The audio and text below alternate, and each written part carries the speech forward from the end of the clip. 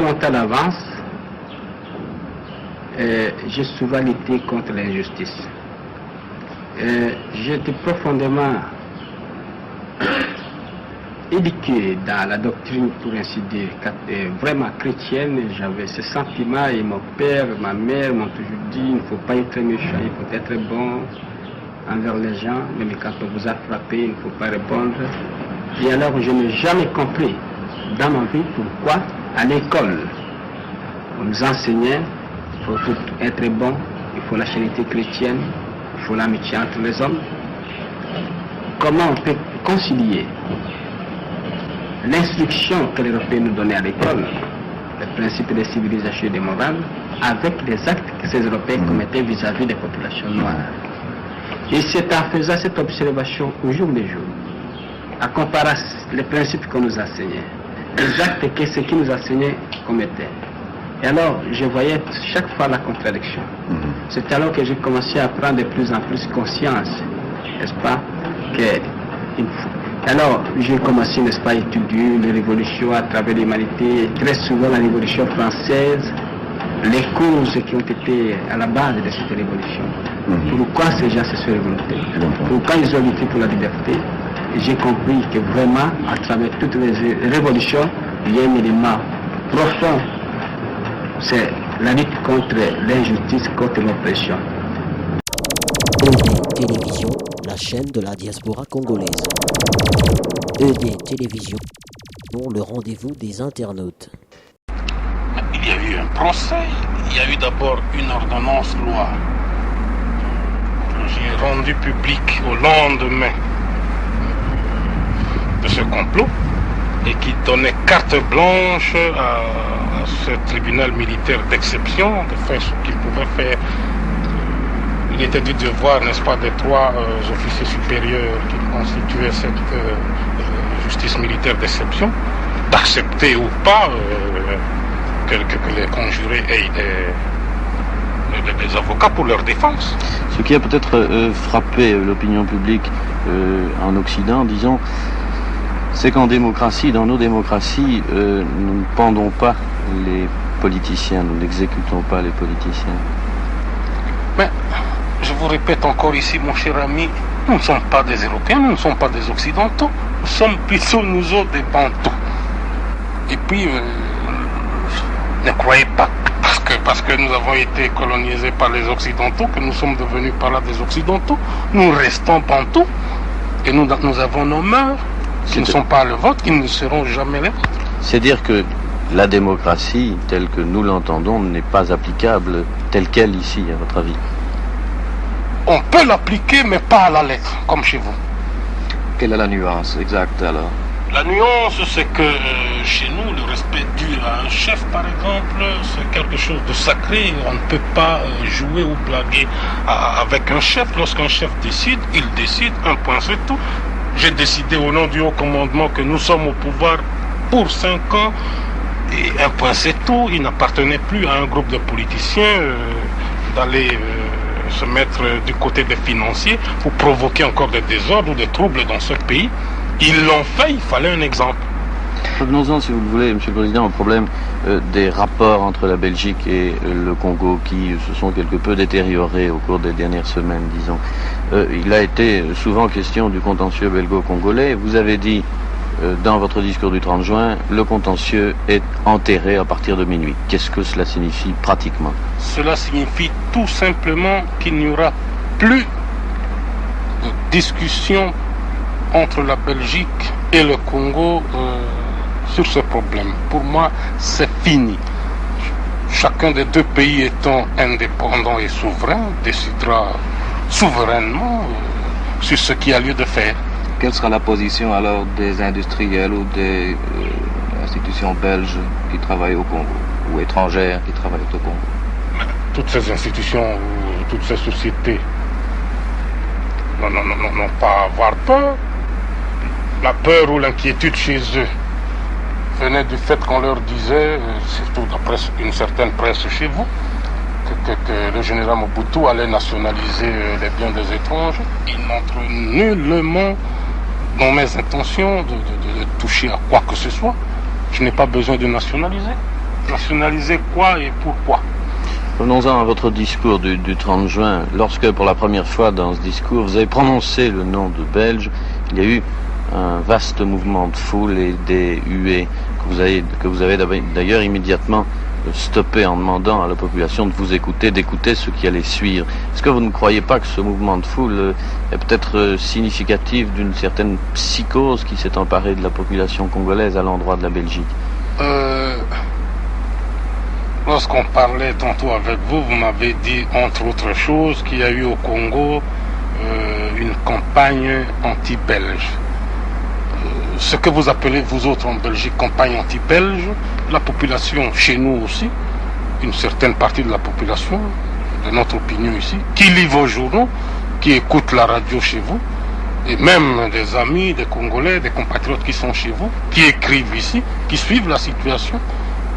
Lorsqu'on injurie le général Mobutu à longueur de colonne dans vos journaux, lorsqu'on traite les Congolais des nègres blancs dans une certaine presse chez vous, tout cela peut aussi être appelé chez nous ici campagne anti-congolaise. Il y a ceci, mon cher ami.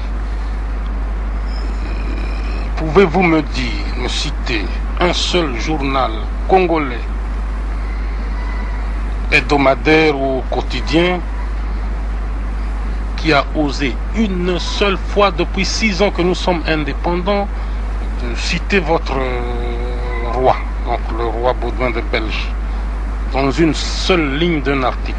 Ça n'existe pas. Mais chaque jour, le général Mobutu, qui est maintenant président de la République démocratique du Congo, est traîné dans la boue. Dans n'importe quel... Il suffit d'une déclaration quelconque de ma part, d'une décision. Je vous cite ici un exemple. Il y a eu un conflit entre l'Union minière et le gouvernement congolais. J'ai décidé d'arrêter le trafic, n'est-ce pas, entre le Lubumbashi, ex-Elisabethville, et l'Angola. Qu'est-ce qui s'est passé? On m'a traité de fou dans un de vos journaux, alors que je ne suis pas fou. On a même été jusqu'à raconter que je fumais le chanvre, que j'étais devenu alcoolique, que je n'étais plus maître de mes facultés. Toutes sortes d'adjectifs désobligeants à mon égard. Mais ici, on n'ose pas le faire contre votre roi. Bon. Encore, un journal a été jusqu'à dire, voilà, maintenant le général Mobutu a levé cette mesure parce qu'il a trouvé que c'était l'asphyxie pour son pays. Il n'avait pas réfléchi, il agit, n'est-ce pas, comme un fou. Or que je n'ai pas agi comme un fou. Ce journal n'a qu'à rester tranquille. Il verra, n'est-ce pas, du train où vont les choses.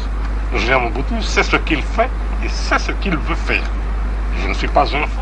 Si j'ai levé cette mesure, c'était uniquement parce que le Congo, qui est un pays africain, voulait aider un pays frère, qui est la Zambie, qui est presque étranglé à cause de la folie de M. Ian Smith. C'était tout. Et nous avons levé cette mesure dans le seul but d'aider la Zambie. Ça n'était pas parce qu'on avait peur de l'Union minière, comme l'avait écrit un hebdomadaire belge. Et puis encore, je peux vous dire ceci. Pendant tout le temps qu'a duré la sécession, le reste du Congo, constitué de presque 13,5 millions d'habitants, n'a pas vécu d'un quelconque apport de l'Union minière. On a vécu des feuilles de manioc et du manioc. Je pouvais couper, n'est-ce pas, ce trafic. L'Union minière pouvait ne plus transporter son cuivre. Nous, avec le manioc et les feuilles de manioc, on allait quand même vivre pendant 2 ans et demi, sans 1 centime de l'Union minière. La Belgique ne pourrait-elle pas prendre la même attitude vis-à-vis de vous et dire votre déclaration du 30 juin concernant le contentieux c'est aussi un accord, si vous voulez, une décision unilatérale. La Belgique pourrait estimer ne pas devoir se tenir.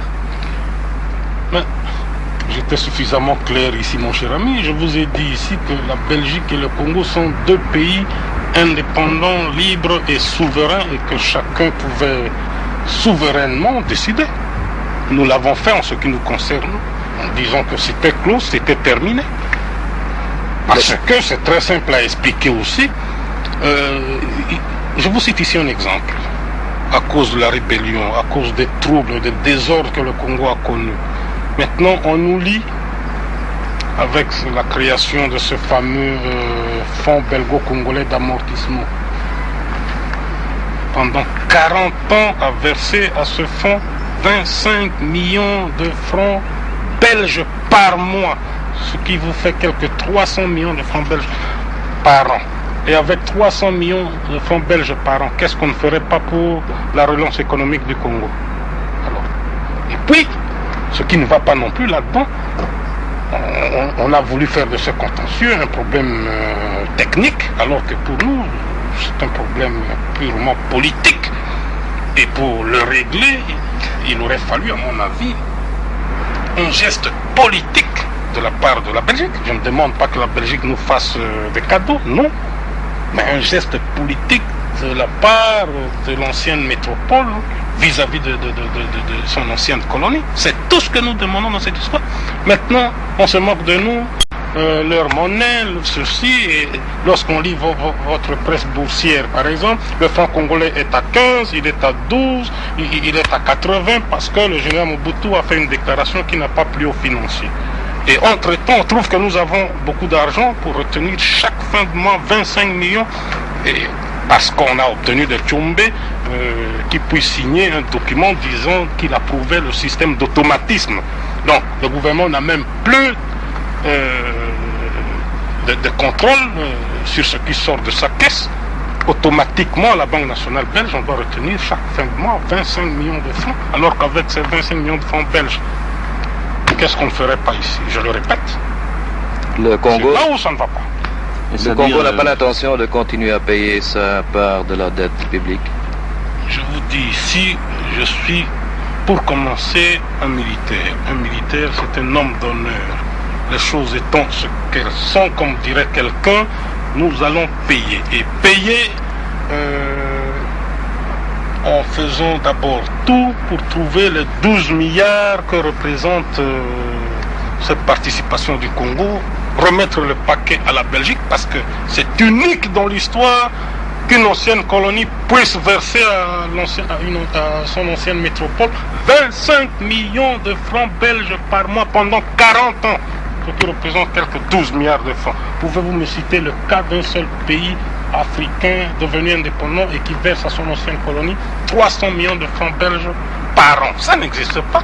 On veut obtenir ça de nous, nous allons le faire. Et le tout pour nous maintenant, c'est de trouver les 12 milliards, même par des emprunts s'il le faut, et de remettre ce paquet pour être encore plus libre. C'est tout. Monsieur le Président, une dernière question. Combien d'années vous donnez-vous?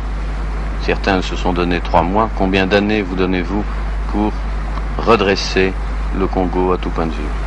Mais, mon cher ami, ce qui comptait pour le Congo, c'était avant tout le retour à la discipline, à l'ordre, faire régner la sécurité.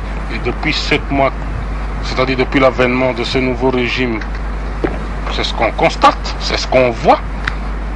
L'ordre règne à travers tout le pays, la sécurité, tant pour les nationaux que pour les étrangers. Vous n'avez pas peur? Peur de qui? Peur de quoi?